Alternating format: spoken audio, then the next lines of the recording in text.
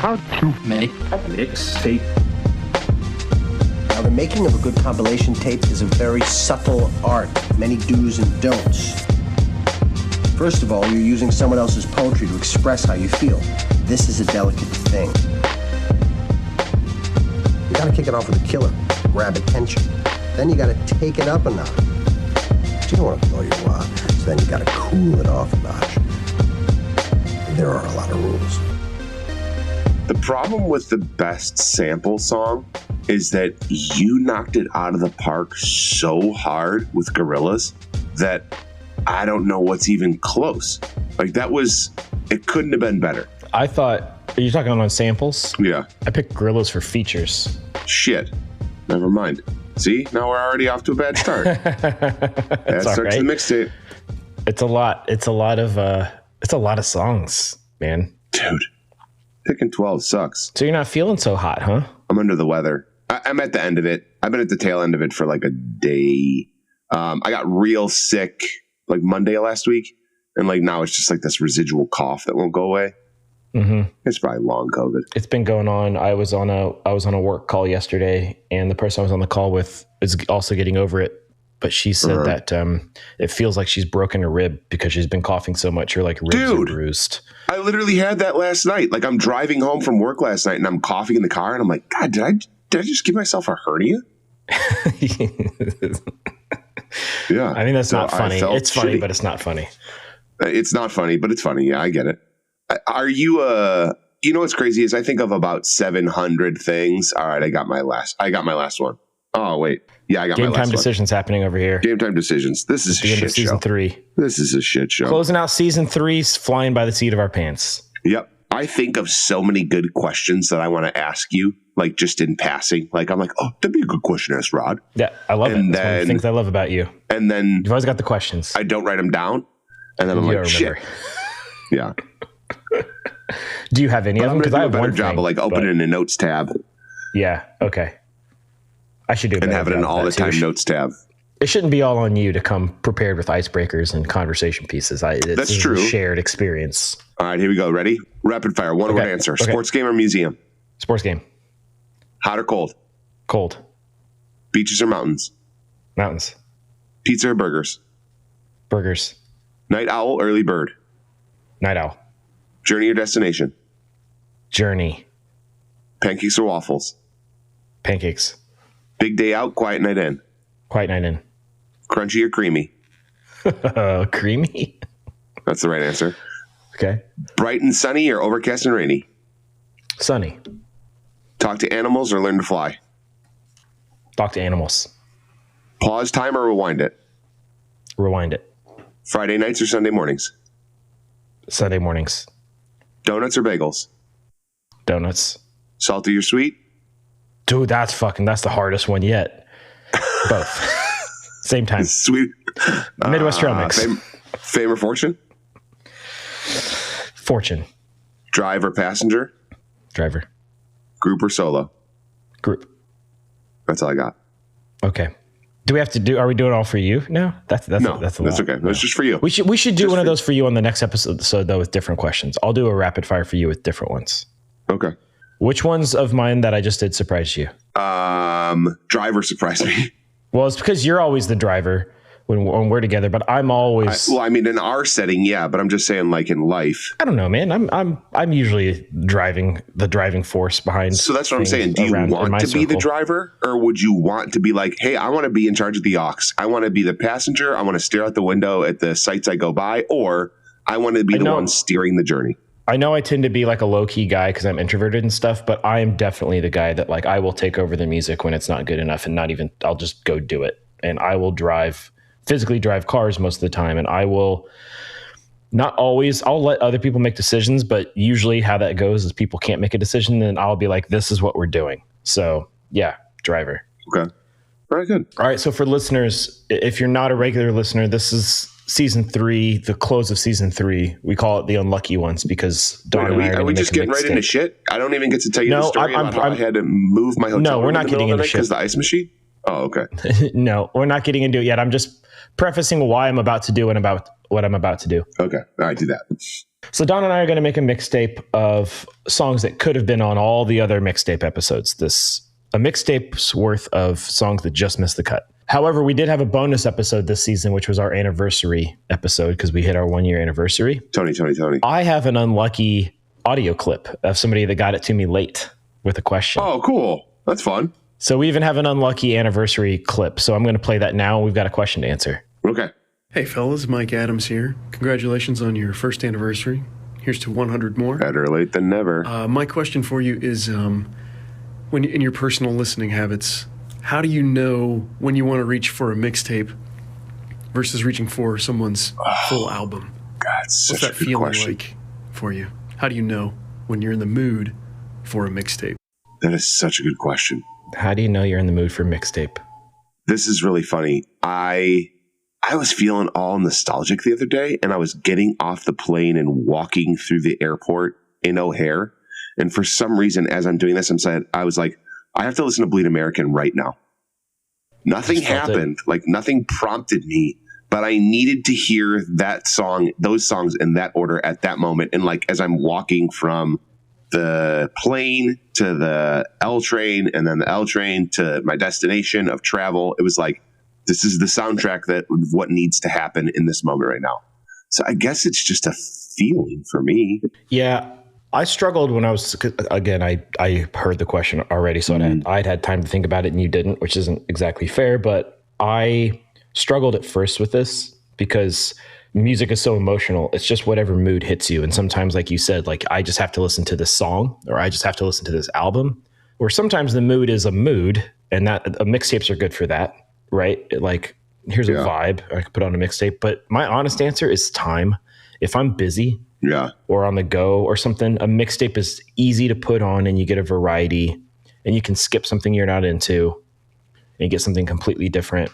So it's time, because when I have time to really listen, I tend to go for albums. Like if I'm cooking, I'll put an album on. If I'm if I'm going on a walk and I just want to listen to music, I usually put on an album.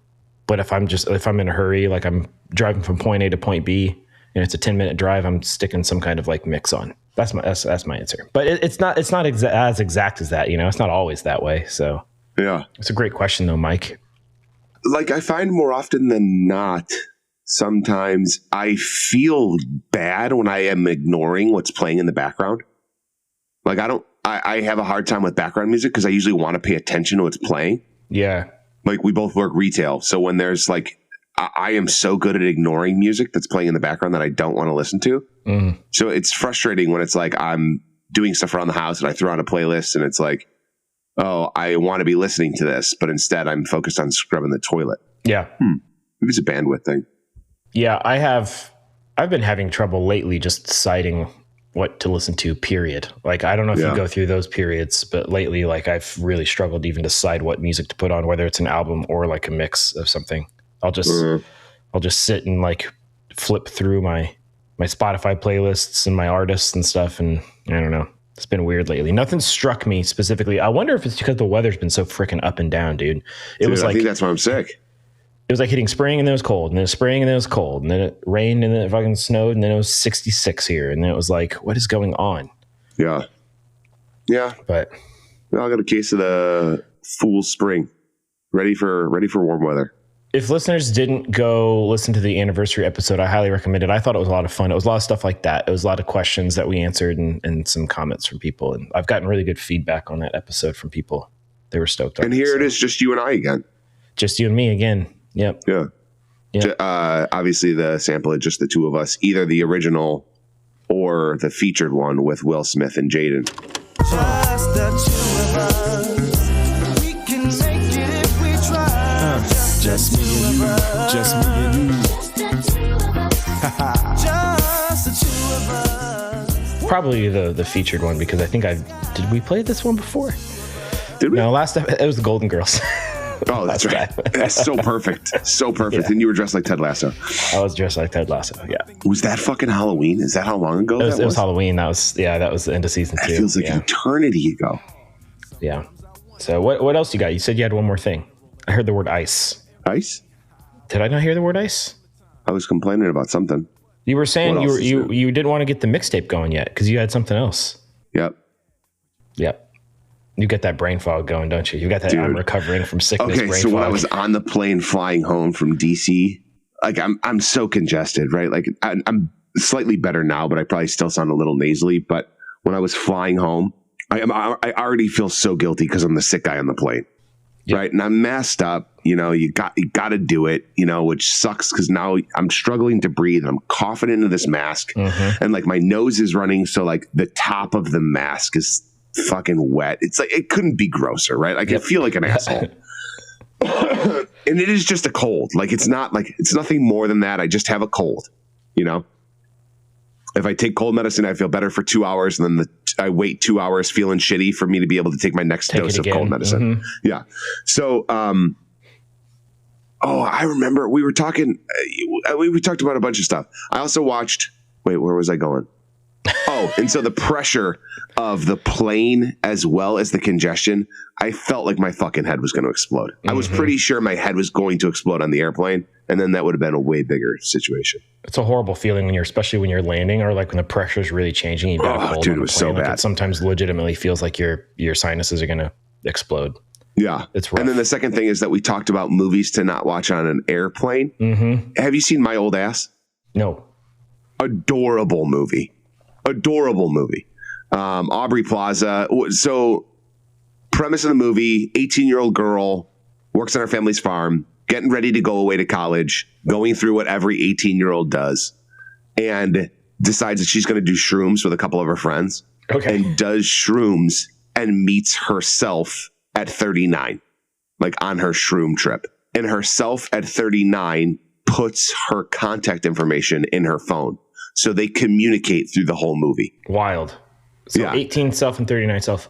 Is that main character Aubrey Plaza, or is it somebody else? No, Aubrey Plaza is like the secondary character. I've seen clips of. Is there a scene where they meet around a fire, or where they're like together and they meet Nick Kroll's character? Is he in it? No, Nick Kroll's not. Okay, never mind. I just saw a clip of a movie the other day where this woman and Nick Kroll are in like the desert, and Nick Kroll's talking to this young woman, and the older woman's like, "Who are you talking to?"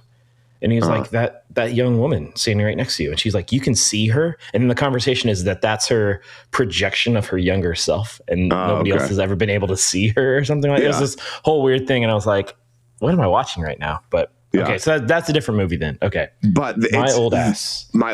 It's very sweet. It's very funny.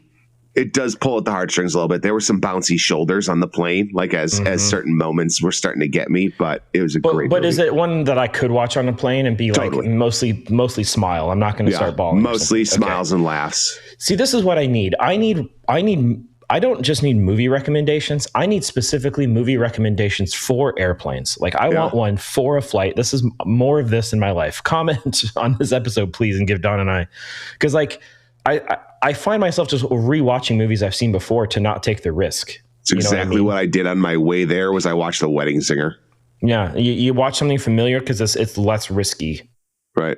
But sometimes I do want to watch something new, and I don't know what to watch. You're just guessing. You know, I've had two in a row that were bad choices, and that they were both really good movies. You can never go wrong with an action movie.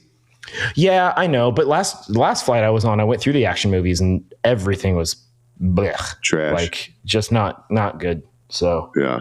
And you do just what's provided to you on the plane. You don't download shit going into it. I do both. I do both. I usually come with a handful of things downloaded. Yeah. But the problem is the download ones. I try to save action movies that are downloadable for my streaming services, because that's what I watch at the gym. That helps me get through workouts is watching action, like things that you don't have to think about at all. Totally. And it's just exciting in action. So my brain is focused on that and not what it feels like at the gym. Yeah. You know what I'm saying? Yeah, totally. So I try not to waste the action movies on planes so much. Comedies are good for planes. I recently watched Zero Dark 30 at the gym. Did you? Yeah. Stuff like that. Never saw it before. It's like, what the fuck? And that's, based on a true story. Mm-hmm. It's too big. I just watched. I got no business with this. The Mechanic Resurrection, which was the sequel to The Mechanic, which was a really bad action movie in the first place. Oh yeah, Jason Statham. Well, you're good. One of those I used to be an assassin, and now they're trying to rope me back in. But there's a woman involved. Like You know the movie, and I watched The Bank shtick. Job recently too. I just went on a Jason Statham kick because consistency with that guy. You know what you're gonna get. I hope the Meg works its way in there somehow. I've never seen the Meg, man. I've avoided that because I'm like, God damn, I'll probably watch it. What do you mean? I'll probably do it. I'll do it. Giant shark, You've man. avoided the Meg. Giant shark. Come on. I'd rather watch Deep Blue Sea. It's not a again. shark. It's a megalodon. Oh, sorry, Megalodon. You want to get this thing kicked off? Yeah, let's talk about music. Do you like little gimmicks? I can make that happen for you. How was that? No, and we need to know, like, what is it? So I make stickers for people and companies alike. I've been working with tattoo shops and clothing brands making their stickers for them. Ooh. So if you have a small business or a tattoo shop or a clothing brand or a podcast that you want to advertise for, there's big things from Little Gimmicks. And the fact that you haven't used that once in the tagline for the Instagram is a fucking abomination. See, I'm purposely not doing that. I don't want you to have any stamp on what I'm actually trying to accomplish here. What a dick. Doug, if they mention how to make a mixtape podcast, what do they get? They get 10% off their order. There we go. Doug at littlegimmicks.com. That's the best way for me to see your requests, by the way. Big things from Little Gimmicks. Buy some stickers, maybe B-. Sometimes good, sometimes maybe shit. Cool. I've loved our stickers. I slapped those things on a lot of uringals, and They've been fucking great. hold up to piss. Great. There's your there's your new tagline. That's the advertisement. That's the tagline. Little Gimmicks, they hold up to piss. Great. So I'm going to sequence this mixtape at the end. God. And I go first because you went first on the last Unlucky Ones. Double, thank God. So do you have the random generator thing ready to go? Fucking not a chance. That's your job on these, man. Yeah, I don't know how you do it. Yep, I got it. So I'm just going to pause and wait for you. What is what's our episodes through numbers?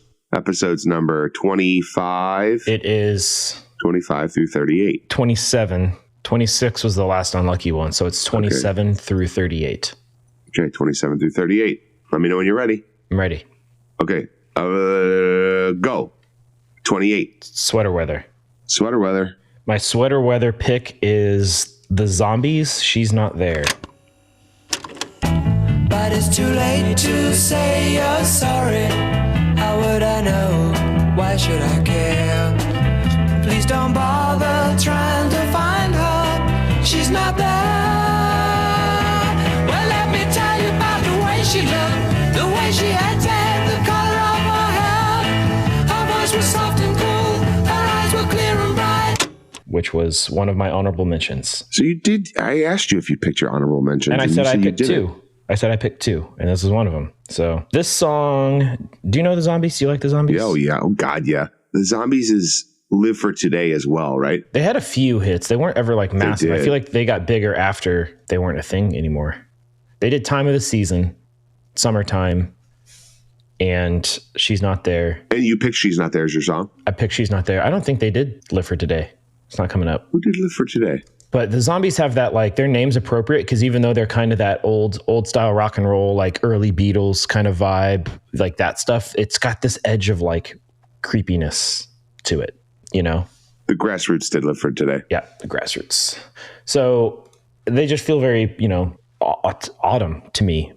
Yeah. It's the like creepy Autumnal. side of autumn, the autumnal like We'll bring back Halloween the autumnal. vibe thing. Yeah.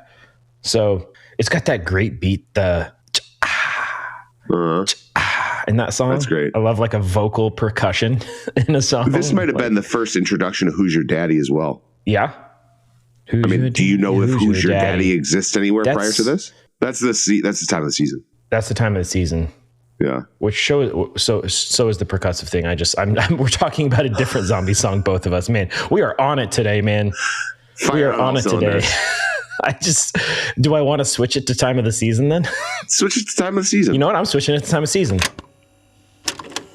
the time of the season for loving.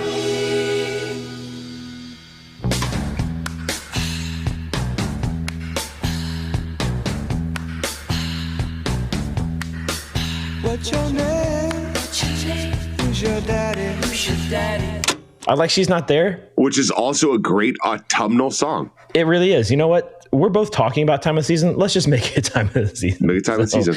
So it's time of the season now. It's got that percussive thing. It's got that Doors-esque keyboard in it. It's got Who's Your Daddy in it. That might have been the first. Hey, you know what? That might have been the first introduction to Who's Your Daddy. It might have been. I mean, there was a lot of songs. A lot of songs did that creepy like daddy reference back in early rock and roll, but I don't know if anybody ever said Who's Your Daddy. Yeah, man. There's like everything's like little girl this. You've noticed that about like 50s rock and roll and stuff. It's a lot of like referring to women as like little girl and stuff. I guess it's because it's all written from like high schoolers' perspectives. All those old like rock and roll songs, you know? I'll have you know that I'm getting so good at muting my coughs right now and muting my nose blows. Yeah, Don just blew his nose and didn't make a peep. Didn't make a peep. It's like anything that would be on the American Graffiti soundtrack is calling women like little girl and stuff, and feels like that was a creepy, weird thing they used to do. But yeah, maybe it is. I went a little on the nose with my Sweater Weather song. What was your Sweater Weather song going to be? Fall Children by AFI. You know, off the All Hallows EP, which is my second AFI contribution to a mixtape. But I don't love using artists twice. There's enough artists that we shouldn't have to use artists twice. There's enough music that we shouldn't have to. But they are usually linked to like, we're both doing a bad job coughing, but they are linked to like individual stories. So nothing says Sweater Weather like the All Hallows EP. I don't mind repeat artists, you know, sometimes like I agree. Songs? Trying to avoid it. What about direct picks of repeat songs that you yourself have contributed by the same person shouldn't happen, and yet I've done it. And yeah, I know this season. But repeat artists, like if it fits for the mixtape, it fits for the mixtape. I do agree, and I think we both do a good job of trying to not pick artists multiple times. But it's going to happen with guests though, because we can't expect guests to know every single song ever picked on the show. So it's going to happen. They don't have access to our Google Doc. Yeah, and AFI is perfect. Of course, AFI fits this. Yeah. And by the way, if you Google the first song to say Who's Your Daddy, according to the AI overview from Google, it says the phrase Who's Your Daddy has been used in songs since at least 1968, but the phrase dates back to 1681. Sex workers used to use the phrase in the 17th century. But the first song, according to Google, is The Zombies' Time of the Season in 1968. Done, Don. Yeah. First time somebody used Who's Your Daddy in a song. Well done. All right. So that one's done. Next song. Random number generator. Ready, go. 31. 31 is Deck the Hall. So the tree decorating Christmas one. Tree decorating Christmas one was Donde Está Santa Claus by Augie Rios. Mamacita, ¿dónde está Santa Claus? ¿Dónde está Santa Claus? And the toys that he will leave. Mamacita. Yeah, man. Augie. Well, Augie. I heard this for like the first time, like in my late 30s. Yeah. And then I went down this massive rabbit hole of trying to find out why the reindeer have different names. Oh Pancho, oh Vixen, oh Pedro, oh Blitzen, ole, ole, ole, ole, Santa Claus, Mamacita. Yeah. What'd you find? Is it not just a joke? I thought it was just like a cultural joke thing. It's not a joke. It's just different lore that's made its way. Like, I guess that makes sense. Christmas lore is bananas. It is wild, dude. Like Santa all the Claus, different cultural things. Kris Kringle, Krampus, Befana. Like she's the witch in Italy. Who? In Italy, there's a witch too, Befana. Dude. Yeah, there's all kinds of shoes out. There's Black Pete in one. Is it Norway with Black Pete? I don't know, dude. Don't go down that rabbit hole. It's been a big thing lately because the Black Pete costume is people putting blackface on. Oh, let's not do that. And then people get mad, and then they're like, "No, it's different. It's different." And then people are like, "Well, it's not different because you're still putting blackface on it." Yeah, dude. Christmas lore is absolutely wild. Christmas lore's nuts. Where did coal come from? Why are you getting coal in your stocking if you're bad? Is it just like the shit that he found in the bottom of the fireplace? Why does Santa come down a chimney? Do you have a chimney in your house? No. Did you have a chimney in your childhood home? No, I don't. I never had a chimney. Like, I think for a child, that's genuine concern of like, wait, hold on, Mom. We don't have a chimney. How is this man going to get into our house to leave presents for me? I think that's why it was a chimney, though, because back in the day, it probably was like, well, how did the Santa get in? We lock our door. And then there was like, well, comes down the chimney. Oh, okay. And then chimneys started to go away. Every house had to have a chimney at one point because that's how you heated your house. But I guess. I think the coal, I'm making this up, but I think the coal is probably like that era's version of socks. Like you get a gift that isn't fun. It's utilitarian because you weren't good. So now you're just going to help heat the house or something like that. Yeah. It's like socks now. Like no kid wants socks or underwear. They want a toy. Yeah. I could be making that up. I am making that up, but I could be right. I could be wrong. I was just pulled from my ass. So much wild lore. I had Andy Williams. It's the most wonderful time of the year. Oh, that's really good. That's great Christmas tree weather. And I'm so happy that I'm back to feeling good about Christmas. I'm excited about Christmas for this year. Yeah. You only got, 9 months to go, but hold on a second. Alexa, how many days is it until Christmas? Christmas is in 292 days. 292 days. 292, baby. 292. Did she just give you the date of Christmas? Yeah, December 25th. You weren't sure? 2025. Okay. Oh, good. Okay, thanks. Yeah. I can mark that on my calendar. Make sure I don't forget which day it is this year. Thanks, Amazon woman. Next. Number generator. Random number generator. And go. 33. 33 is bye. So that was the best of 2024. I had High Viz, Mine's a Lie.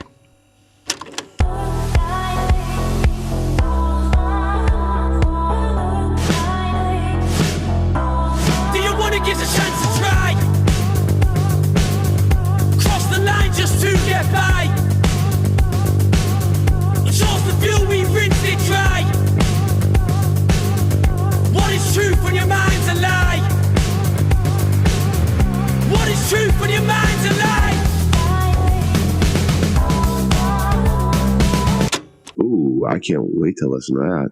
So High Viz, have you heard them before? Do you know them? No. So High Viz is a UK band. They're like a punk band. Okay. It's punk rock. What was your song? Mine's a Lie.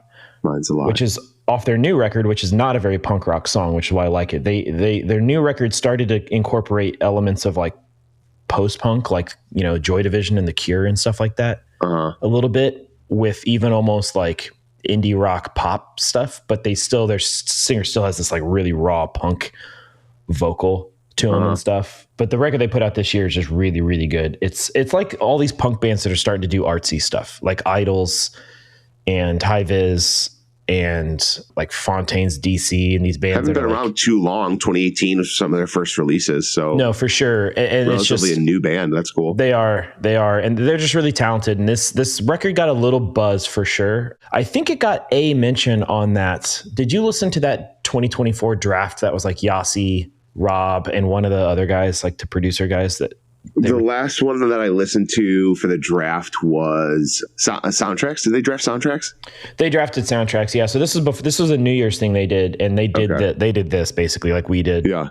And one of them had High Viz either on their list or as an honorable mention. So it's got a little bit of buzz, but it didn't like make a huge splash over in the US necessarily, outside of certain kind of circles, but it's really good shit. People should listen to High Viz. If you're into punk and heavy stuff, you'd like him. If you're not, if you're into more like just edgy, I guess I'll call it indie, I think you like High Viz too. Edgy indie. I can't wait to see that pop up on our Google Doc of styles of music, because you've really done a great job of Bandit AL9 being described as foreign rock, and also Phantom Graham being electro indie. Electro indie. That's what it is. Yeah. Yeah. And I love that also Face to Face Daft Sampler is French house. So you're really killing the genre. Daft Punk is French house. That's what it is, damn it. I know. I'm trying. I'm recognizing you. I appreciate that. Genuinely, that our genre category has gotten so deep of different styles of genres. And the goal was to say who does a better job picking more genres of music. And the longer we go on, it's irrelevant because we've both picked so many different genres now at this point. But Newfound Glory in here is easycore. That one's a little tongue in cheek because they kind of invented that genre as a joke, but now people actually reference that style of pop punk as easycore. So got it. If somebody picks All Time Low, I'll put that as easycore too. I love that. All right. Who are you going to pick? So, sorry, what was your 2024 best of? Oh, see, I want to do Teddy Swims, but that album that he put out came out late 23. Okay. But I was going to do Teddy Swims, and I was going to do I Lose Control, because that song is just such a good, like, Blue-Eyed Soul song. Like, he crushes that song. I bought his Christmas album this year. Ooh. On vinyl? It's good. Yep. But that album technically came out in 23, so I can't do Lose Control as the name of the song. Can't do that. Also, billion listens on that one already. Jesus Christ. Good for you, Teddy Swims. Well, I guess you don't have to have one, but what's that? Because I picked it. I guess you don't have to have one that actually came out in 2024. No, that's okay. But my second choice, we talked about at the beginning of the last episode, was Spirit World. Oh, yeah. Cool. Western Stars in the Apocalypse. And they're fucking rad. Like, I've been listening to that more when the time fits. Yeah, Spirit World was a blast for stumbling onto that one. Yeah. Number generator. Sweet. All right. Number generator. My turn, right? Your turn. Go. 30. 30. All About the Bass. I wanted this one bad. I wanted this one.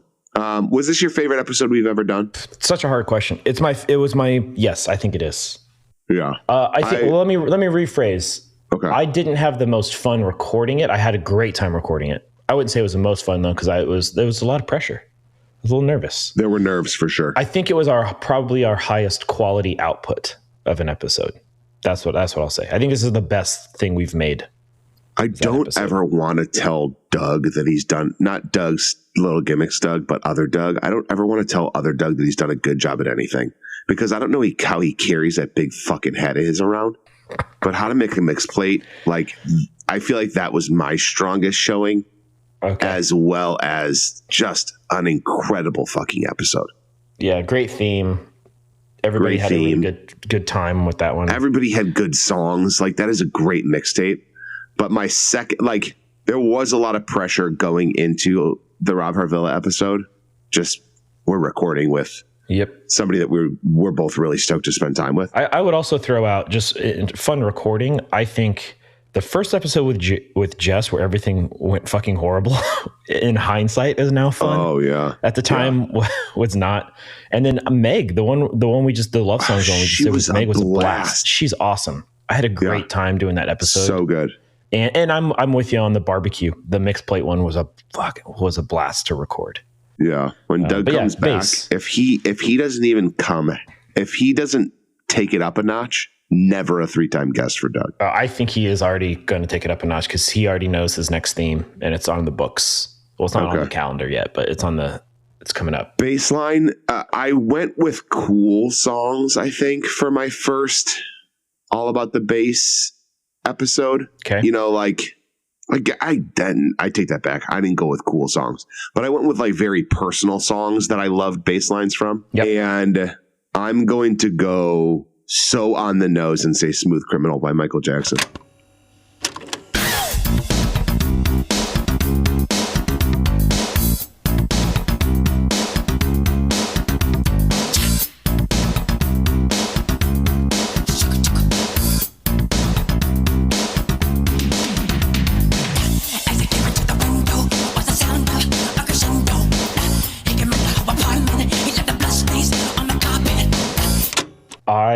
I'm into it because it was Billie Jean was one of my honorable mentions on that episode, but Smooth Criminal was that was on my list. I was debating, but it's fantastic, dude. Yeah. Like it's a little bit more like, I don't know. What would you describe it as? A little bit more commercially, I think, acceptable. Sure. Whereas, a few of the other ones were a little bit more like, these are the cool kid songs. I'm going to put Lacquerhead by Primus on here. Whereas, shit, there's nothing wrong with Smooth Criminal by Michael Jackson. That's absolutely not. It shouldn't matter. And what a bass line, Yeah. Yeah, for sure. I mean, that's what it was about. Great bass line. Like that, the bass line is the bass and the melody. It's Rob Harvilla. I want to look cool. The fact that he didn't know a lot of Primus made me feel kind of cool. Yeah. Yeah. Should it have? No, absolutely not. But it did. I like to imagine that he just listens to Caven, to Antenna by Caven now. And I don't know if he does, but I feel like we talked it up a lot.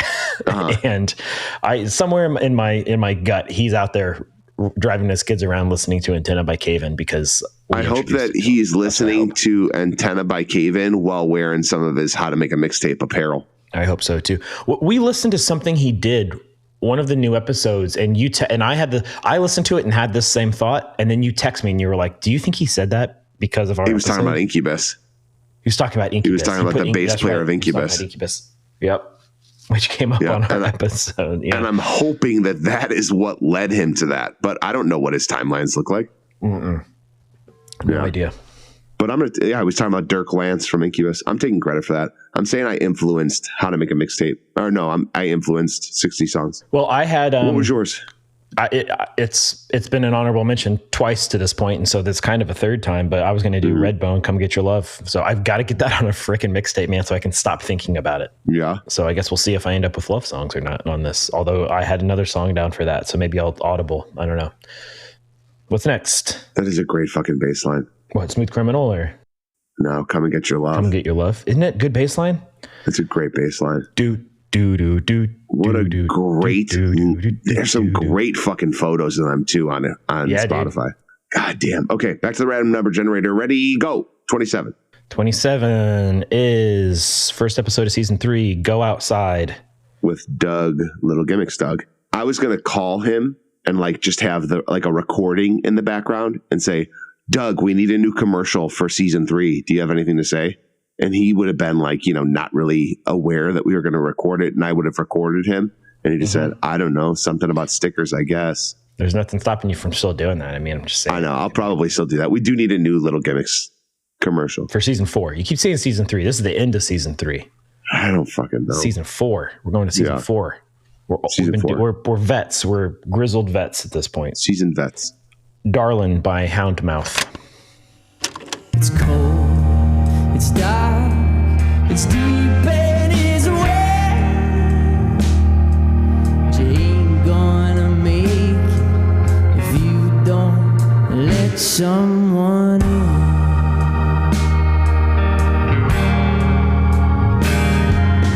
Darling, darling, darling, why don't you sleep at night? Darla by who? Darlin'. Darlin'? Hey there, Darlin'. By Houndmouth. Houndmouth. Yeah. Darlin', especially when you get to around, I mean, it's the whole song, but you get to about 49 seconds in. Yeah. Oof, he goes in this gospel influence thing. And it's nice. And the chorus is great. Yeah, I don't have any experience with Houndmouth. They're I didn't actually know this about them. I'd listened to them for a while. I didn't know this, but they're actually from Indiana originally, but I think they live in Nashville now. I think they're transplants and they, to where this sound kind of lives. And Sedona was their kind of big hit. They just put out a song the last couple weeks. Second biggest listening city in the United States, Chicago. Yeah. Yeah. They just put out a song with Liam, what's his name? Liam St. John. I don't know if you know him. He's a country artist called Devil in Disguise. That's really good. I almost picked that for this, but... Yeah. Did you save it for featuring? No, I didn't. I have a different one for feature, but Darlin's very early morning campfire, cooking breakfast on the fire. Ooh, God, great job. That's the vibe of that one. That's you're doing some sausage links and some griddle cakes on the campfire in the morning. Pork chops and pancakes. So it's it's sunny, so maybe you're underdressed because the sun's out, but it's actually pretty cold because it's camping. Then you got to go get yourself a little blanket. You ever fuck with chicken and waffles? Oh yeah, big fan. Love chicken and waffles. Let me tell you what makes as good of sense but doesn't get any recognition is pork chops and pancakes. We've talked about this before. You've always been a pork chops and pancakes advocate. We've talked about it on the podcast. Not on the podcast. Personal lives. I'm pretty sure we've done pork chops and pancakes or talked about it. I don't know how or why it happened, but I was on a camping trip with a bunch of good buddies, yours and mine. Mm-hmm. And did you know you could buy, I don't know if you still can, you could buy pork chops in a can. No, not pork chops in a can. Pancakes in a can. I've heard of pancakes. It was like a whipped cream can, shake it up, and then you made pancakes. Sprays? Yeah. Okay. Yep. It was exactly the moment you're describing. You're underdressed. It's a little chilly, but the sun's out. We made pork chops and pancakes for breakfast. And I don't know why we picked that as something we were making, but it worked so fucking good, dude.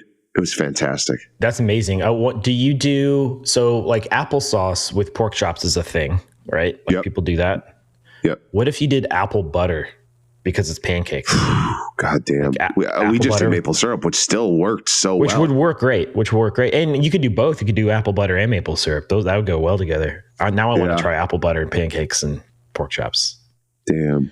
What was your song? What was your Go Outside song? Mine was the End of the Party. And the song is literally After the Party by the Menzingers. I went through our list to see if I have ever had the Menzingers on a mixtape, and I haven't. But I've probably put the Menzingers on honorable mentions 30 times. Multiple, so a this lot is of times, yeah. Still an honorable mention because they still are not on a mixtape. We just both got a couple perpetual honorable mentions.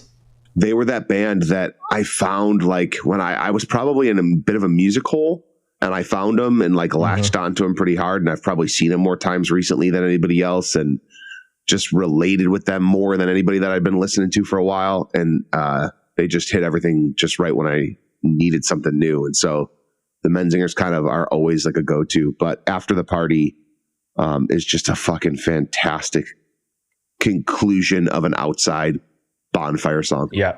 So would, you know what else would be a great one that I just thought of?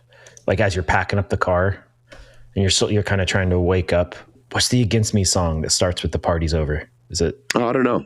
Shit. Did we talk about Sink Floor to Sink? No. Did we talk about Sellout on a recent episode? The book? We did. The book. Yeah, we did. Okay. I finished it. We're going to go see, we're seeing Laura Jane Grace when we go see Murder by Death. She's opening. She's open? Yep. So excited for that. Yeah. That'll be great. All right. Next. Here we go. Random number generator. And go. 29. 29 is karaoke. Yes. I wanted this one so bad. All right. I did karaoke. Well, too bad because you just got the last one. God damn it. Damn it. Son of a bitch. I got all excited. You're right. This is your turn. Son of a. All right. That's fine. I get to mention it anyway. But again, because I was a bit scrambly in the fourth quarter and you had a serious influence on this, I'm going to do the Killers, Mr. Brightside.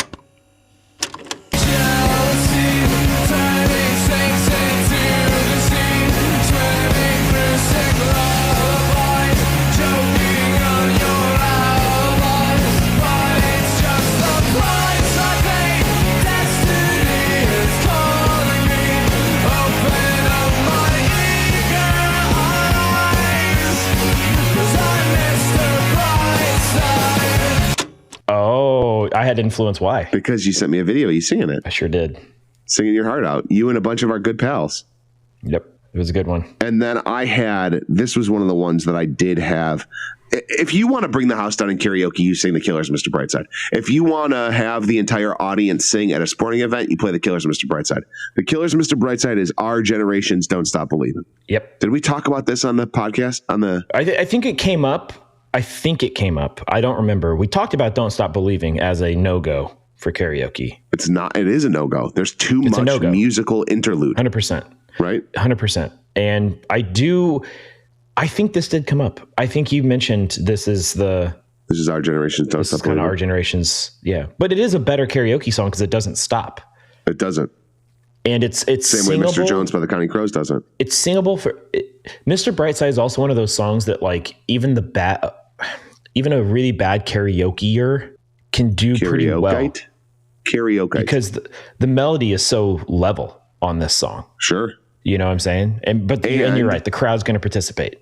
You only need to memorize one verse and chorus because it's just the same thing twice. You don't even have to look at the screen with this song. You just know it. You've got it. Just throw it out there. It's great. You didn't look it up, did you? What? I didn't look anything up. Okay. How many plays do you think? Gosh, I don't know. 3 billion? 2.5 billion. You want to be really depressed then? Maybe. Look up Imagine Dragons top songs. Oh, I don't want that. And I don't know why somebody mentioned them the other day, and I looked up. I don't want that. Looked this up, and I was angry. Oh my God! Tell the audience what life is. Imagine Dragons are to me what Disturbed was to music. Yeah, Imagine Dragons. I don't know a single fucking person that listens to Imagine Dragons. The same way I didn't know a single person that listened to Disturbed. But they're both just massive bands, and I don't understand how. But ruin all the listeners' days too by telling them how many plays their top songs. 5 songs: Believer 3.3 billion, Demons 2.6 billion, Thunder 2.6 billion, Bones 1.4 billion, Enemy 1.7 billion. Can you believe that shit, dude? Who? Their top 5 all have basically 1.5 billion or more. Their top song is 3. Hold on. I have their top 10. All of their top 10 songs have over 1 billion listens. It's unreal, dude. It's unreal. Who and their top song is listening to Imagine Dragons? 56 million monthly listeners. Who is listening to this band? I don't know. But their top song having more plays than Mr. Brightside is mind blowing because Mr. Brightside is like one of the, in my mind, the most listened to songs ever. Okay, here we go. Okay, cool. This gives me some transparency. Sao Paulo, Brazil, number one listened to area. Mexico City, number 2. Sydney, Australia. Santiago, Colombia, and London, Great Britain are their top 5 most listened cities. So I guess it's just not the U.S. basically. Just not the U.S. because the U.S. realizes that they're a dog pile. All right, so they're the number 35 listened to artist in the world. In the world, man. In the world. My honorable mention for this came from that same night that I sent you the videos.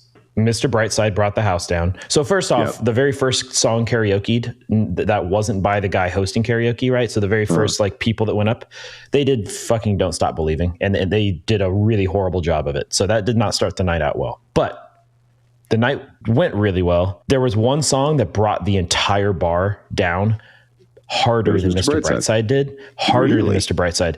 And I'd never thought of this song for karaoke. Completely new idea to me, and it absolutely murdered. So props to the 2 women that did this song. You've highly influenced my karaoke from here on out.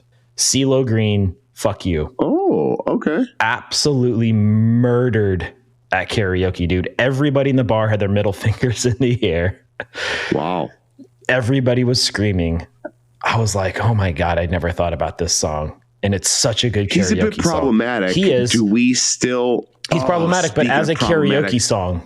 This was another thing that I wanted to talk to you about. You need to go and listen to the episode on from Friday of the Daily about the Prince documentary that's never going to be released. It's only 30 minutes long. Okay. Just an incredible portrayal of who Prince was as a person.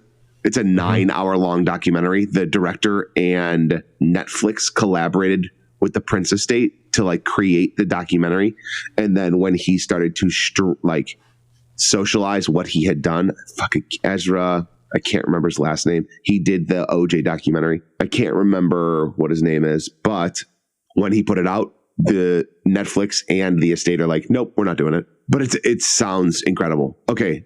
Number 1 listened to artist in the world. Who is it? Lady Gaga. Bruno Mars. Taylor Swift. Bruno Mars. I've looked this up before, and I should have known that. Yeah, it's Bruno Mars. I think Taylor Swift is lower than I thought. She is 1, 2, 3. Is that based on monthly listeners? 7, 8, 9. She is 9 right now. She's very American, I think. She's like the reverse Imagine Dragons. I feel like she's such an American, like, listened to artist. Yeah, probably.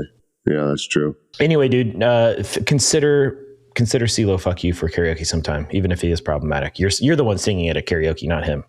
That's true. I also threw Garth Brooks' "Friends in Low Places" as an honorable mention. It's a classic. It's a classic. Yeah.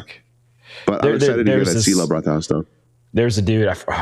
Never mind. There's a dude that did a Johnny Cash song, and I forget what song it was, but that's why I can't remember which one. But he had a bass. He had like a Johnny Cash style voice, so he crushed it too. Hell yeah.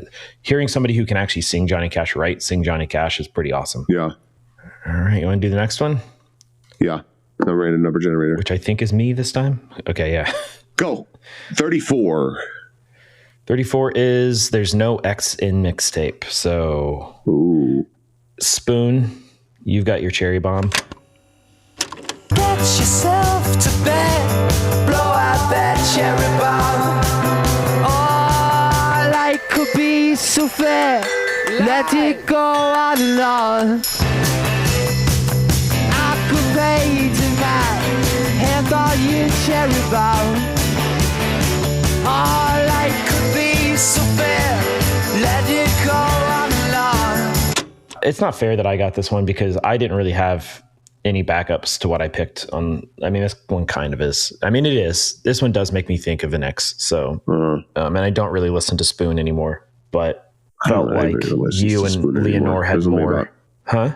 Well, there's still 1.3 million people that are listening to Spoon. I mean, they had that huge moment when this album came out that this song is on, which is Ga Ga Ga Ga Ga. I always want to do one less Ga. Yeah.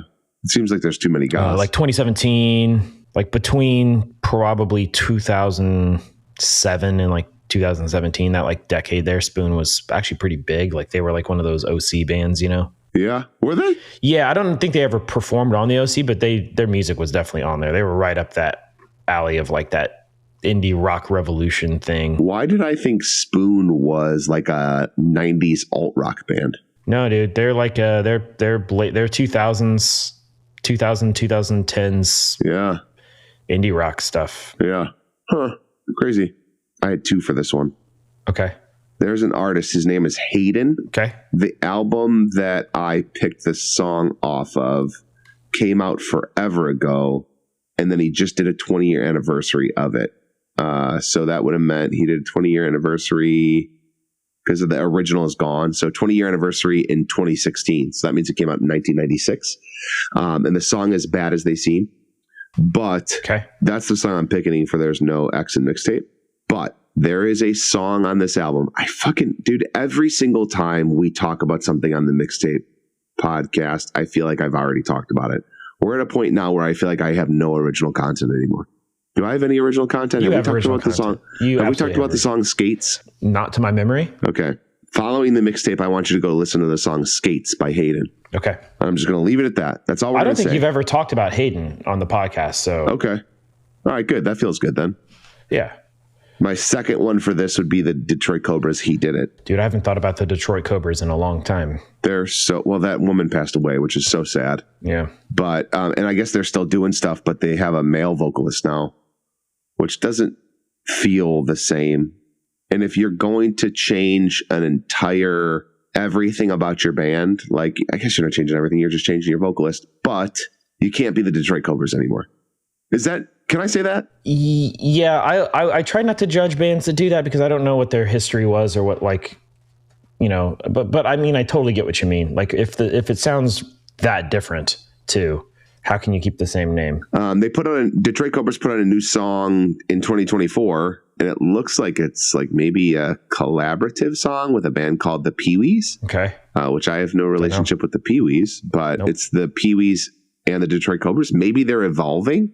I don't know. The Pee-wees have a ton of shit out though. Huh. Looks like I've got some exploring to do. No, the Pee-wees don't have that much going on. But maybe the Pee-wees is who the Detroit Cobras is evolving into. I don't know. But it's worth a listen. Yeah, but those are my 2 songs. Okay. Hayden, Bad As It Seems. But you're going to go listen to Skates after the podcast. Yep. And then the Detroit Cobras, He Did It. Ready? Yep. Random number generator, go. 35. 34, 35. 35 samples. Start chopping. This is you. Samples. No, this is you. I just picked Spoon. Oh, shit. The source material is Anytime, Anyplace with Janet Jackson. Okay. And then the song, do you know it? No. Poetic Justice, Kendrick. You can get it, you can get it, you can get it, you can get it. And I know just what you want. Poetic justice, put it in the song, alright. You can get it, you can get it, you can get it, you can get it. And I know just what you want. Poetic justice, put it in the song, alright. Oh shit. Yeah. Ooh, does this count? On the nose. Can I? Is this the first time this has come up? Technically, you're putting this on a new mixtape, so I guess it does count. But I picked a Kendrick song on that episode. I'm going to say it counts because this is a new mixtape. Fair enough. Oh, but you're saying I didn't. Well, I just want to remind you that I added this song to my list right now, 5 minutes into this episode. I know you did. That's how prepared I was for what we're going into. Yeah. But in theory, this is like songs that maybe could have made that mixtape, but this one couldn't even have because it couldn't have even made that mixtape. But that's okay because technically this is a new mixtape, and you could argue that you wanted to use this one and couldn't because Kendrick was already picked. So fuck it, I'm just gonna end up pulling something out that's not even really good then, if that's the case. But we're gonna let it. We're gonna let it. No, slide. We're gonna let it slide. Okay. It's a great song too, so that helps me let it slide because I love this song. Okay, good. Because I didn't know that sampled Janet Jackson. I had no idea. Oh, are you serious?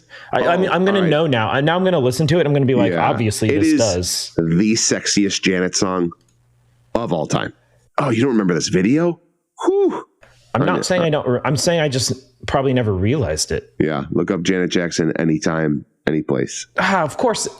See, this is what's so cool about this. This kept up, dude. Clinton, the amount of times. Okay, I've got to say this because I get to watch the video while I'm editing, and we don't put the video versions out for every episode on YouTube. Because no, I don't put the video versions out for anything except the special episodes because I don't want to make our guests feel like we've had multiple guests that didn't really want to be on video first off, and I don't want to create inconsistencies and stuff.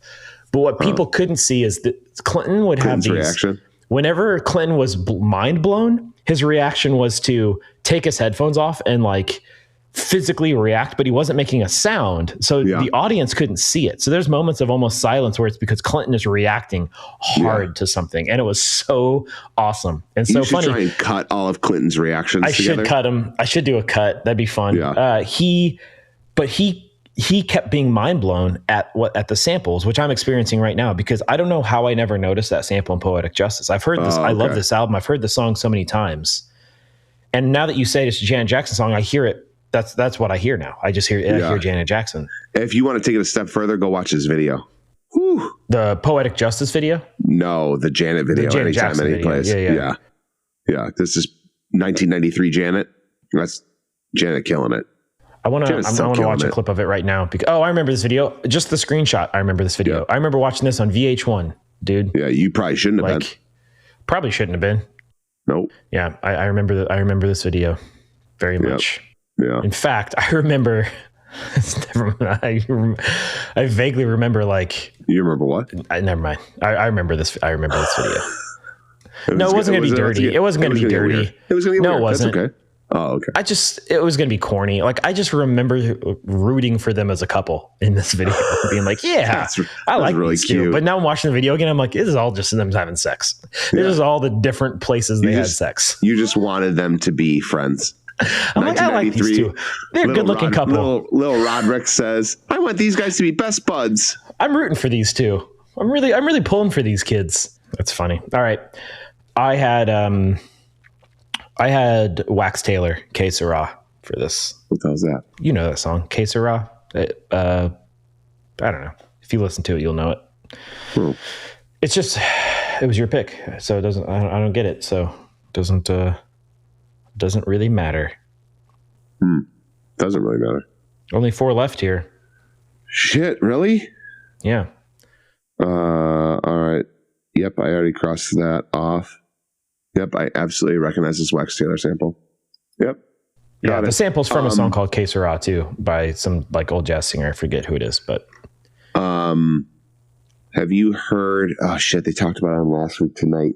The guy that sings the song, I wish I could remember. He made up a song about it's a very quick sample of what to do about how fucked up the US is right now.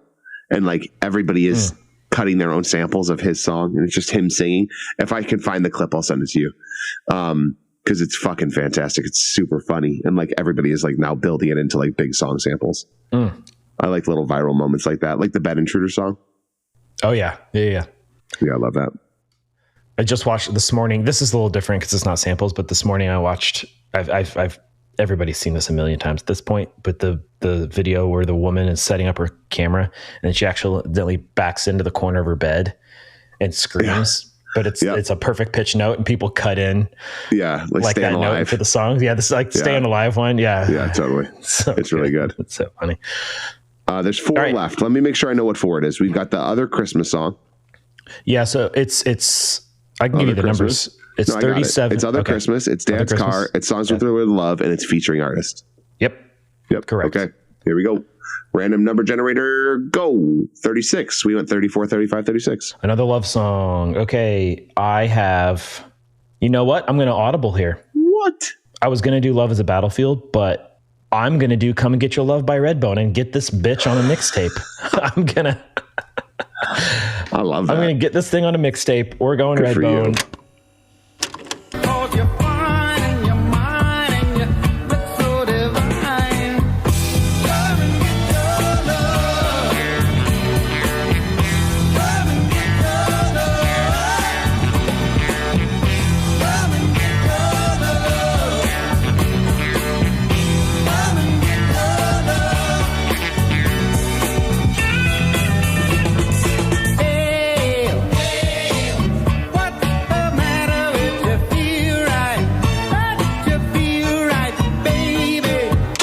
always the bridesmaids with this song, but now they get to be the bride. And I still don't have a Menzinger song on a mixtape. You're gonna have to make that happen. I'm gonna have to make that happen. Well, good for you getting Redbone out there. Yeah.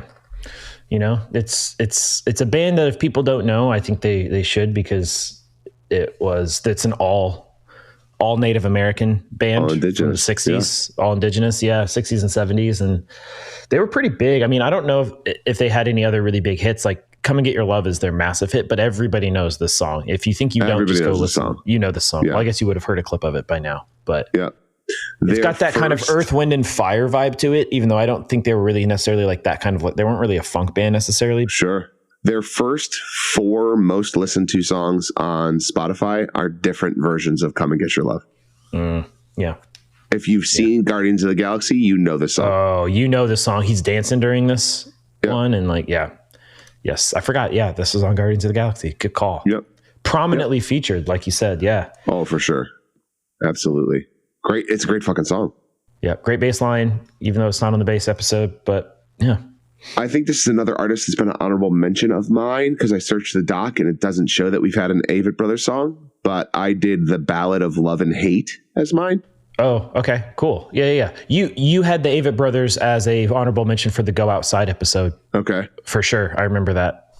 So they have been honorable mention before. This is my honorable mention this time for songs with love in the title. You should go listen to the song as well. First is Hayden Skates. Second is, do you know the Battle of Love and Hate? I do. I do. Have you ever seen? I saw them live last year. Actually, how was it? Totally forgot about that. It was really good. It was just that, like, I think sometimes they tour with a bigger band, maybe. And sometimes they don't. Just the brothers. This was just the brothers. Yeah. That's cool. It was really good. It's not like one of my main genres. Like, I will definitely dip my dabble in this. Yeah. Seeing a whole set of theirs was maybe a little much for me personally, but they were really good. You know, got it. They're really good. So okay, cool. Red Rubber Generator. Here we go. Do we do 30 already? Yes, we did. Did we already do 37? We just did 37. No, we didn't do 37. No, 37's cassettes from your dad's car. So okay, that's all you.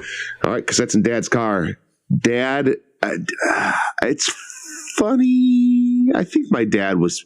I guess he's a little more versatile than I thought he was, because when The Gambler came on by Kenny Rogers. Said if you're gonna play the game, boy, you gotta learn to play it right.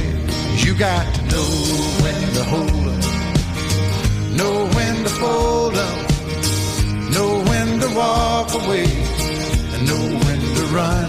You never count your money. When you're sitting at the table, there'll be time enough for counting when the dealing's done. Also a great karaoke song. Dad was, did we talk about how my dad was big greatest hits guy? Yes, we did. Yeah, we did. We talked about how my dad was a big greatest hits album. So it would have been Kenny Rogers' greatest hits. It wouldn't have been a Kenny Rogers album. Which I think the album this was on was called The Gambler, but I could be wrong. Yeah, I think you're right. But Dad was a big greatest hits guy. So Kenny Rogers' greatest hits, this would have been, that's where he would have had it on. Chicago's greatest hits, which we talked about the album cover with them painting that. That would have been another one that was in Dad's car. Blood, Sweat, and Tears greatest hits. We talked about that one too on the episode. Yeah. So it would have been a lot of the greatest hits. So yeah, Kenny Rogers' greatest hits, The Gambler, would have been a big listen in Dad's car. That's such a Dad's car cassette song. It really is. It just really is. A lot of steering wheel tapping. A lot of heavy steering wheel tapping from Dad on that. Cracked one. like whether your dad had this or not. I'm still picturing like an old Oldsmobile or something with cracked leather. Oh yeah. It's been sitting in the sun for too long. Sure. Over too many years. Got to condition that. Got to condition that stuff. You have to condition that leather. Got to keep your leather conditioned. Yeah, that's a really good one. Yep. I did the most work for this episode on this song specifically. Okay. Which wasn't a lot of work, but I think I mentioned it on the episode, but I inherited my dad's record collection. So I went through all my records to see if something sparked a memory, right, of like my dad's taste. And it didn't take me long because I got to the Bees and it was Boston, More Than a Feeling. And then it took me right into the car and my dad singing More Than a Feeling. And like I said on the episode, my dad was a good singer. Yeah. God damn. Great job. So he could hit that note, but Also, I wonder if that one would have brought the house down karaoke style. I couldn't sing it though, so I don't even know that I could sing some of the songs that I have on my karaoke list anyway. But More Than a Feeling is not an easy song to sing, man. He hits that high note. Like I don't have that. I don't have that the vocal quality to sing that song. We haven't talked about Boston at all, really, on this pod. They've been an honorable mention for me before. Not this song, a different song, but they've never been on a. What song was it? Amanda for girls' names? It wasn't actually Amanda. It was Foreplay Long Time, and I don't remember the episode though. I just know I had that as an honorable mention for something. Yeah, man, Boston's fucking cool. They're great, man. I mean, was there something specifically you wanted to bring up about them? No, just how fucking cool they are. Did you know? I'll bring up one thing. Did you know that he basically? This is going to be one of those 10% of the 100% facts that I know. Yep. This is exactly what I want. Yep. He either pioneered the use of this or invented direct input recording, like DI recording. So like that first Boston record that had like the 5 fucking massive hits on it. More Than a Feeling, Peace of Mind. He recorded like all the guitars and all the bass and all that stuff himself. He recorded everything except the drums, to my knowledge, on the entire record. So there wasn't even a band yet. It was just the guitar player. Yeah. It was not even the singer of Boston. It's like the guitar player that wrote those songs and recorded that stuff. And he did it without like amps or anything. He just ran his guitar straight into the recording equipment and then put like effects on them later. And that's why that album sounds so clean and clear and crisp, even though it was mid 70s. Yeah. Is because he like invented this whole recording process. And if you're a producer or if you're Tim listening or if you're Jason, and what I'm saying is 100% right, you know what? Who the fuck cares? There's some nugget of truth in what I'm saying. Tim, text me and let me know if this is true. That's what it was. It was the production episode that this was honorable mention for me because I wanted to talk about what I'm talking about right now. But then I wanted to talk about Boston, and then I didn't pick it. I picked other stuff. But yeah, got it. Okay. God damn, this is good. I'm gonna go clean the house and listen to Boston when we're done. Hell yeah. Shit. This is great. Next song. All right, random number generator. Down to 2.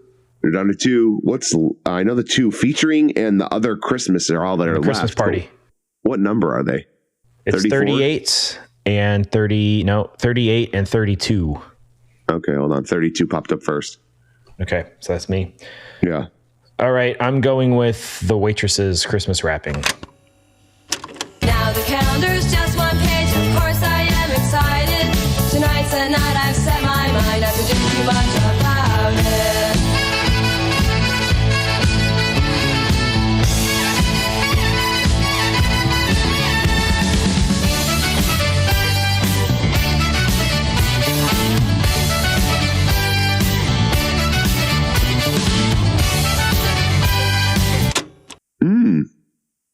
Is it the Merry Christmas song? Dun, dun, dun, dun, dun, dun. Yep. Because it is my favorite holiday. Uh-huh. Dun, dun, dun. Great call. That song? Yeah. This is the Christmas party song. So that's perfect for the Christmas party. Absolutely. I did Wham! Last Christmas for this one. Oh, that's good too. Did we talk about that? That didn't even come up on the episode, I don't did think it? that even came up. But like when I was like, I got to pick another Christmas song in the middle of March, I was like, how do we not pick Wham! Last Christmas? Yeah, that's surprising. That's surprising. About the Waitresses. I actually know about The Waitress. Do you know about The Waitresses? There's a story there too. Okay. So The Waitresses was this guy. So it's like it says they're from Ohio, but it really was just this guy, Chris Butler, who was had a bunch of other bands and stuff in he had been signed multiple times.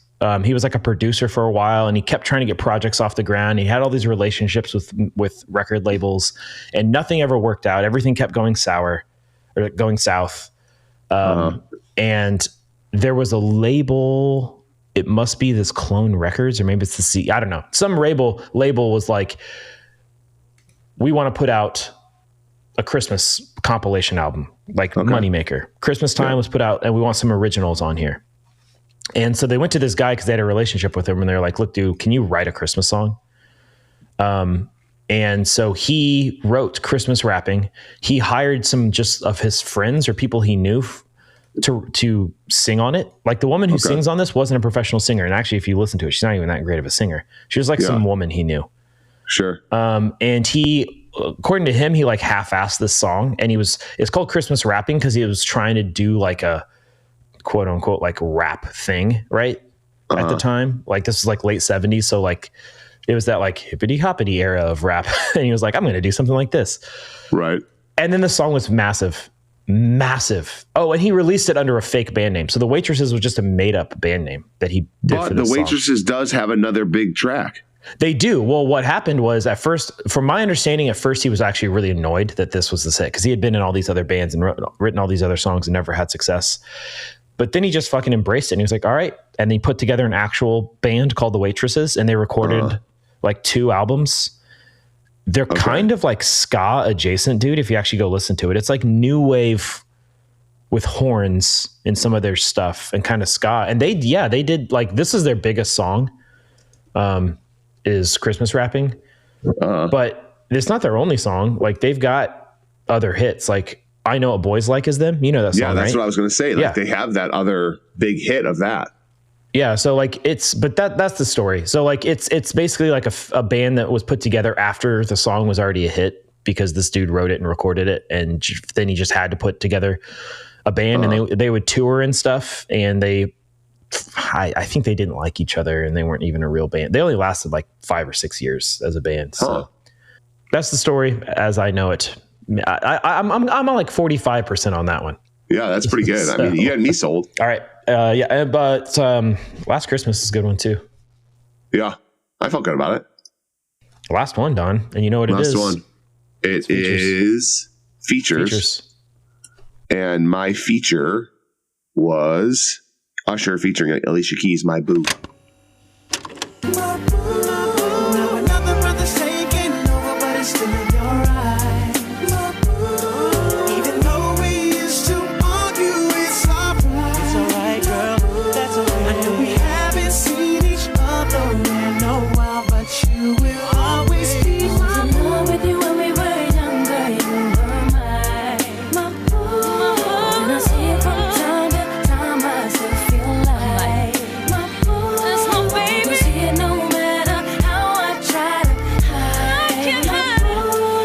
Nice. Yeah. That's another artist that we have not talked about much was Usher. I know. There's a playlist or there's a mixtape that I think we'll probably do someday that I have an Usher song bucketed for. And so I try to not bring him up because I'm so confident in it on this other one, but I don't know if we'll ever do it, but I've got it in my phone. But you're saving Usher for that one specifically? Yeah. Maybe I shouldn't. Maybe I should just let him out of the box, but I can't wait to hear what you're saving Usher for. I'm not telling. Yeah, I know that, but I can't wait to get there so that we can find out what you're saving Usher for. Great song. Oh, yeah. And like, do you remember when this like first came out and there was all of the shit surrounding, they performed it at an award ceremony and Alicia Keys was dating Swizz Beatz was like in the audience as they were performing the song, and it was a very romantic performance, and it caused a lot of controversy around like, is Usher and Alicia Keys got a little side business going on? And so, but that's Usher though. Usher can't not be that way. That's just his state of being is sexual. Yeah, I know, but it's a bit problematic now because he was really good friends with Diddy, and like, you know, is that part of it all? You know, like does this unfortunate? Yeah. So there's that, but he's averted controversy thus far. So let's give him the benefit of the doubt and say Usher's just a charismatic persona. Yep. Hell of a dancer, that guy. Hell of a dancer. Just absolutely. And a hell of a singer. Oh, absolutely. Great Absolutely. Storytelling artist. I've said this on the pod before, but I can't. Every time I think of Usher, like that, those first Usher records came out when I was in middle school, and it was one of those things where, as a middle school boy, I was irrationally jealous of him. Well, it was. Well, yeah, who wouldn't? But it wasn't even that. It was just every girl in the entire school was obsessed with Usher. Every girl in the entire school is obsessed with Usher. And, you know, you look at yourself in the mirror and you're like, I don't think I could literally be any further from who this human being is. I don't think it's possibly to be more opposite. Pimple-faced, 107-pound middle school Rod is not exactly ripped R&B singer and incredible dancer Usher. I disagree. I think that you were probably an incredible dancer. I was not an incredible dancer, but thank you for your faith. Appreciate you trying to pump me up there, but nope. Yeah. But he's fantastic. I mean, he's incredible. So, and Alicia Keys is just like a pretty singular talent. She's pretty damn incredible. She's a hell of a songwriter as well. Oh yeah, she is. Yeah, she is. What did you have for this? What did I have for this? Oh, I had How Do You Want It? Tupac featuring Casey and JoJo. Casey and JoJo. Yep. How do you want it? Yeah, great song. How do you feel? Yeah, great song. Yeah, Jess inspired me on that one with the like the 90s R&B hip hop collabs. I missed that thing happening, but for some reason they weren't on my radar for the features episode, which makes no sense because I love that era where like hip hop, like Ashanti every rapper had to have like 3 songs on their album that were featuring an R&B artist or group. Yeah, bring it back. We need, the world needs that to help it heal right now. I don't know. Do we not? Yeah. Okay. All right. I agree. I don't know who that would be. Like, there's so many good R&B singers now. They're just not big pop stars. Well, I mean, like there's a lot of that shit happening. Post Malone and Shabuzi. And I mean, that shit happens still. Sure. You know, just not like it did then. Sure. I think it actually happens more than you think it does. Maybe it does. Maybe I'm just not paying attention, or they're probably just not like, I don't know. Maybe it's generational, or there's no radio anymore. That would have been radio for me. That would have just been pop radio back then. Yeah, totally. I just realized that in the background, I had the video for Anytime, Anyplace by Janet Jackson playing on repeat on one of my tabs. Just the whole time. Nice. Yeah, this whole time since we talked about it. It's good stuff. Yeah. Good stuff. So your homework after this is to listen to Hayden Skates. And then the Ballad of Love and Hate. But you've already heard that one, I think. I was listening to it. That's a great story song.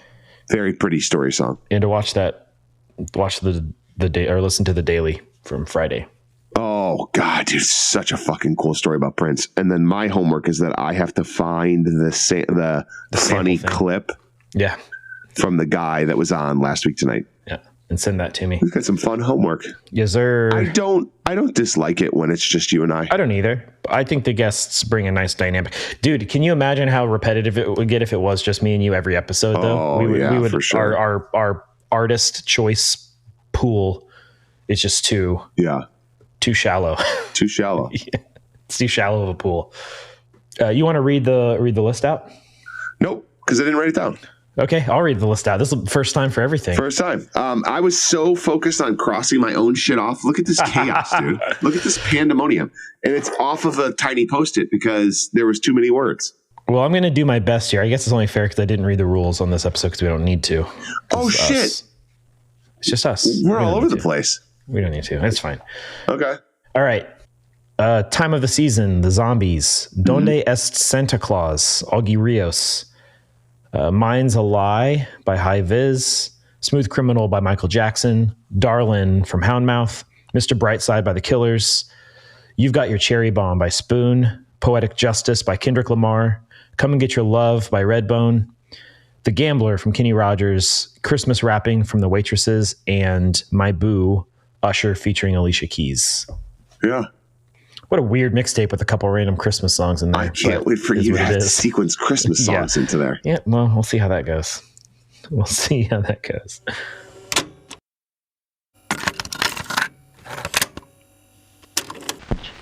How to make a mixtape. Did we record? We already recorded episode 1 of season 4. No. Yes, we did. No, the last episode of season 3 just hasn't come out yet. As of recording this, we've recorded it though. Do we know who our guest is for the first episode of season 4? We do. Hell yeah! There you go. I'm ready to go. You got it. We're kicking off season 4 with some credentials. Yeah, credentials. I'm excited for it. I'm excited for it. So I'm excited for it. It's gonna be good. It's gonna be a good one. Hell yeah, buddy.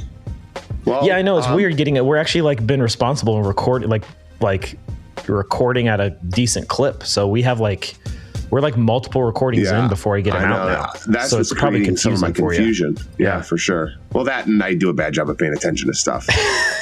That might be it too. Well, hey man, season 3 in the books now. What is the song that fades us out of season 3? Oh shit, I don't know. That's a great question. I mean, we did End of the Road by Boyz II Men, right? We've already done Into the Road, yeah. Okay, hold on. Don't go anywhere. Good Luck Babe by Chaperone. Should we? That was on a mixtape, so that might be appropriate. That's why I thought maybe that would be a good one. What if I do? There's this really sweet like folk cover of that song. Can I do that? Sure. Or all right, I'm gonna throw some out, and you tell me what you want to do. Okay. Okay. A Moment Like This, Kelly Clarkson. Ooh, that might be top of the list so far. Okay. I've Had the Time of My Life, Bill Medley and Jennifer Warnes, Dirty Dancing. Yeah. Okay. Graduation, Vitamin C. Nope. Congratulations, Post Malone. Nope. Unwritten, Natasha Bedingfield. Nope. I've had the time of my life. Hey Look Ma, I Made It by Panic at the Disco. Nope. Okay. All right, then we got it. All right, then Nope. I've Had the Time of My Life is the conclusion of season 3.